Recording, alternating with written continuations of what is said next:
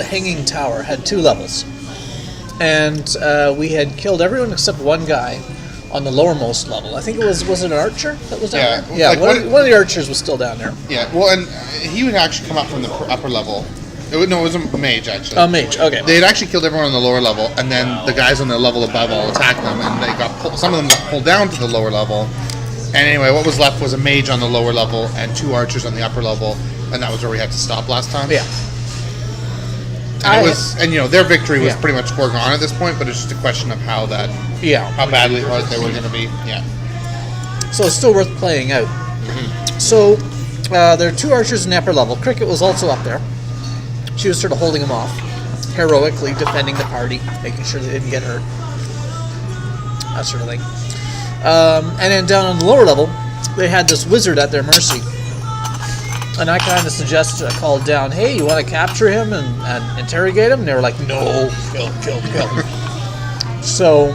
I mean, it's funny because people were complaining that, Croesus was being bloodthirsty. But, I mean, he was pointing out that they did, destroy all these towns. They know for a fact that they've murdered, at least, 200 people. And probably more like 500 people. But... Yeah, I have no sympathy for these people. I just want to interrogate them. We should get some information out of them. Oh, kill. It's true. I guess that's true. But, probably we'd kill them afterwards. It's not, don't want to let them go. But, yeah, but Croesus was very strong in his resolve of just... Murder them. Just kill them. So, how did we kill the wizard? I wasn't down there, so I wasn't paying a whole lot of attention. Violence? Yeah, he before he died, he critted someone. I don't even remember who.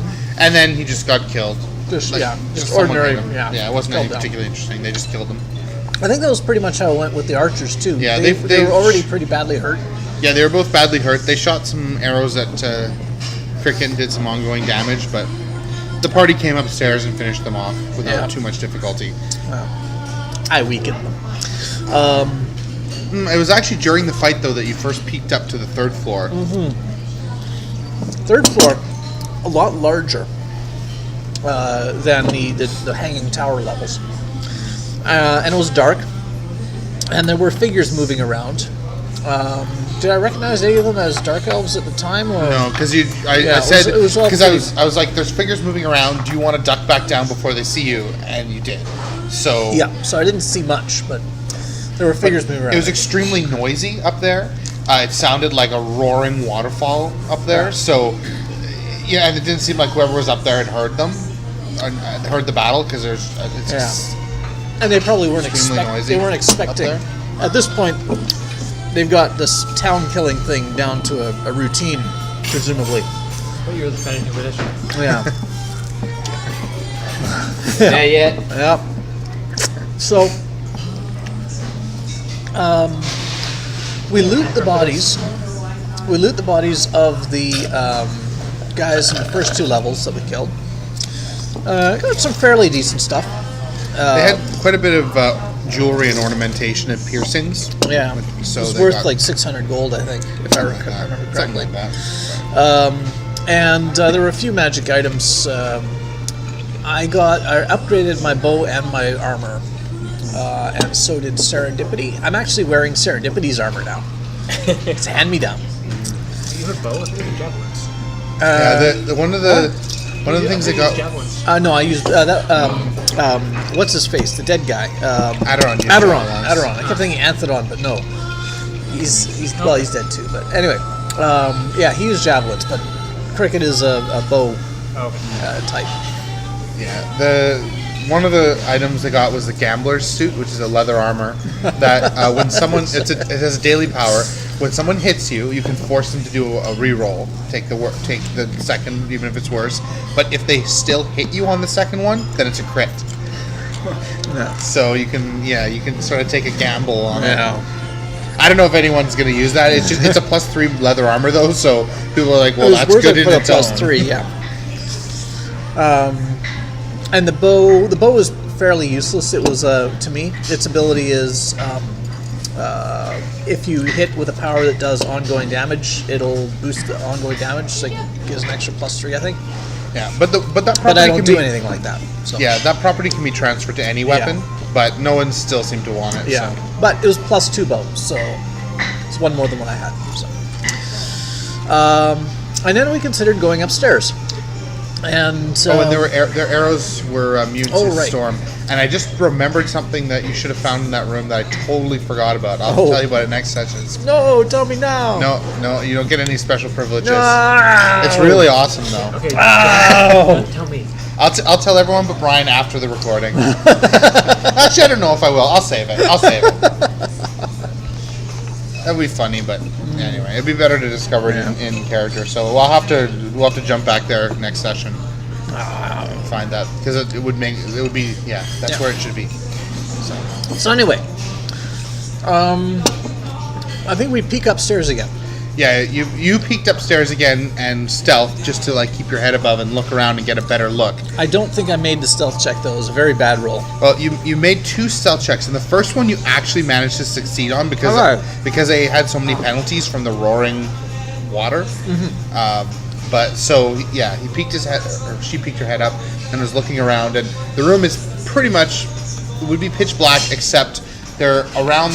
It's a much larger than the thing they came out of, and there are these 5 sort of pillars of roaring water coming down, and they have a faint purple glow, which is the only light in the room.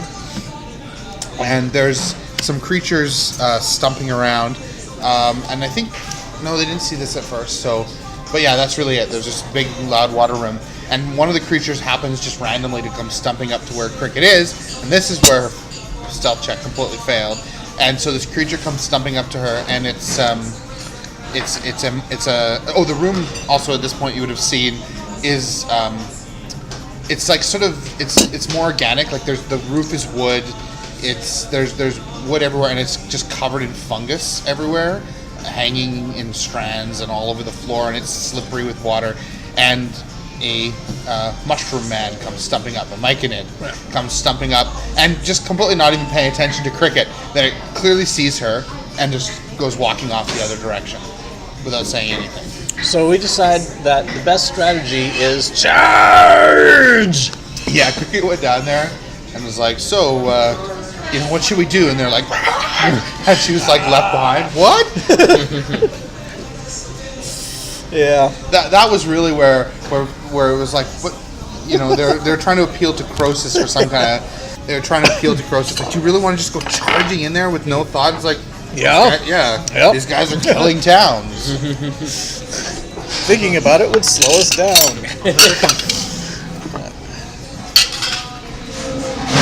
So, we charge up there. They were expecting them because that Mykonen had reported what was going on, but at the same time they went charging up. So I just did a standard roll for initiative, and they won initiative. And I said, well, you can put yourself on any square next to the stairs and say you're done your move action, and now you have a standard in the room, because that just was simpler. I'm just trying to think how it all fell out. So once they're in the room, they could see a little bit better because, well, most of them have dark vision actually, and they have low various, light. and they have various light sources, including aurora. Yeah. And not dark vision, but low light. And but that was really it. The room was just this big room with these 5 pillars of roaring water, and there were 3 staircases going up around the perimeter. But and the room was filled with quite a few of those myconids. And there was one guy who looked different. He was carrying a staff and had trinkets hanging from his mushroom cap, and he was all purpley and freaky looking. And there was a drow holding a really big black whip. And he seemed extra evil. Yeah, He's probably a prisoner of the Myconids. Yes, quite likely. Yeah. And I'd taken extra special care to make sure that he had special abilities that were good at pulling characters into the running water. Yeah. Oh. But the party Of course, won initiative. I had no idea about that because of what will happen subsequently. All remember what happened before Serendipity we started. had a sort of a bit of a generic scuffle. I think a few of us took pot shots at the Myconids and started arranging ourselves a bit. Yeah, some of the Myconids might be worth mentioning where two of them were just, there was magical runes on the floor around the water columns, and two of them were busy doing something, completely ignoring the battle, while three of the workers and then this, the fancy guy was clearly attacking the party. Yeah. So we had a bit of a scuffle with him, and then Serendipity enters the field. It's Ben Goldstrider Malor. And she makes her pile of magic gold inside one of the columns of falling water. I don't know why I always set up these situations where there's cool ways to throw the party off ledges, but I forget that never works for me. We can do that too. And better. Yeah. So she goes and attacks everyone, except there was one Myconid that was outside of the range. Yeah. And I think everyone failed. She hit every single person. They all went for the gold. And They didn't all fall into the water, but most of them did. because they get a save to avoid Yeah. falling in. The rest of them fell prone. Everyone was subjected Yeah. to Almost everyone fell in the water right off the gold bat. greed. I rolled all the saves, and two Myconids made their saves, so they fell prone next to the rushing water. But all of them, including the drow guy with the whip, just went swoosh into the water, and you couldn't see them anymore. And yeah, Cricket so much for his ability to pull people into the water. Cricket ran rounds. He was on the other side of one of these columns of water. So Cricket ran round there. Because I think there was still a Myconid that was prone over there. And so she has a Shout of Triumph, which pushes... Staggering Note. Staggering Note's the good one. It's Nat will push the guy. Yeah. So every round was staggering noting any survivors into these columns of water. I think in the end that drow managed to get out twice, and I pushed him back in each time. Yeah, so he was hanging Yeah. off the edge, and he heaved himself out. And he actually I rolled really well in his thing, so he actually got up, was able to stand up and say, well, he said it in Drow, but Cricket had tongues cast on her, so he said, "Let's see how you like it." And so then I shot him back into the... Oh yeah. Well, no. The first thing he did was whip Serendipity to try to pull her into the water and missed, and then Cricket shot him back into the water. Yeah. So, and later on, one of the Myconids managed to pull himself out, and then that guy managed to pull himself out again. Meanwhile, they had been doing a bunch of it. Oh, when he came out the first time, or maybe the second time, he said everyone attack. So the guy who had been manning his station actually came over and joined the fight, and a guy started coming down from the stairs above. Since I have tongues and can speak drow, I tried countermanding that order and ordering the Myconids to attack the drow, but I don't think that worked. What was the effect of ending up in the water? They don't exactly know because they don't know what happens to that water. Yeah. But I mean, I was making rolls to see what, It's probably not good. I mean, they knocked the drow and about 5 Myconids in there, and so far only the drow and 1 Myconid has come back out. Yeah. Did the drow come out with wounds or? No, but the second time he came back out, he was absolutely heaving, just completely exhausted and breathing How is extremely everything so heavily. far? We're good. We know that this flying castle or whatever is raining underneath. There's a huge amount of water coming out underneath. So presumably these columns of water are going down into these sprinkler heads or something. Yeah, because they had. I mean, when they first went into this thing, they saw the tower, and then there was something above it just spewing massive amounts of water. So, and now they're in this room above the tower where it's way bigger. So, Presumably the water goes to the ground. Yeah. So possibly it's raining finely ground Myconid outside now. You're just helping to propagate Myconid. That happened because right near the end of the fight, one of the Myconids did this area attack with spores. I guess it had happened once earlier when it hit just serendipity. Yeah, Serendipity got a bit drugged out. She was all like, The "Oh, spores this came and- is very nice." Yeah, it's just the spores make you feel real good. Like you don't really need to fight. You can just relax. It's all gonna be fine. Yeah. Go to Woodstock. So the effect is you can't take standard actions for a turn. Okay. And you're just Yeah. sort of, it's nice. So at the end there, one of them did the spore burst, and it hit everyone except for Cricket. Yeah, and so everyone was feeling real good. Yeah. It's nice. These mushrooms are not so bad after all. Look, man, these mushrooms got eyes. And that's pretty much where the session ended. And it just ended with everyone in a drugged out stupor, Yep. and Cricket just kind of playing along because when in Rome. Yep.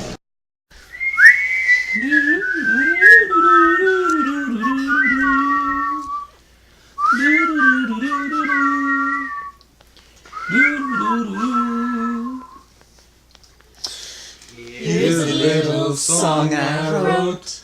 You might want to sing it note for note. Don't worry. Be happy. In every life we have some trouble. When you worry, make it double. Don't worry. Be happy. Don't worry, be happy. Now.